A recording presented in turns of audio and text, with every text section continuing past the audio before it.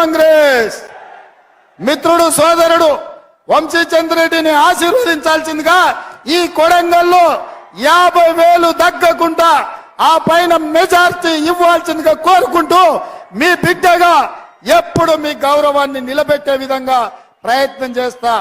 ఎక్కడికి వెళ్ళినా గర్వంగా మా బిడ్డ, మా కొడంగల్ బిడ్డ, మా అన్న రేవంత్ అన్న అని మీరు చెప్పుకునే విధంగా, మీ గౌరవం పెంచే విధంగా నేను వ్యవహరిస్తానని తెలియజేస్తూ, ఇంత కష్టపడ్డ ప్రతి కార్యకర్తకు ఈ మీటింగ్ ను విజయవంతం చేసిన కొడంగల్ నియోజకవర్గ నాయకులు, జిల్లా స్థాయి మండల స్థాయి నాయకులకు, మండల పార్టీ అధ్యక్షులకు, సర్పంచులకు, ఎంపీటీసీలకు, ప్రతి మిత్రుడికి, చాలా మంది వందలాది మంది నాయకులు, ఎంపీటీసీలు, సర్పంచులు నాకు ఆప్తులు, మిత్రులు, వాళ్ళందరి పేరు చెప్తే అర్ధరాత్రి అవుతుంది కాబట్టి వాళ్ళందరి పేర్లు చెప్పలేకపోయినా వాళ్ళందరు కష్టపడితేనే నేను ఇక్కడ ఉన్నా.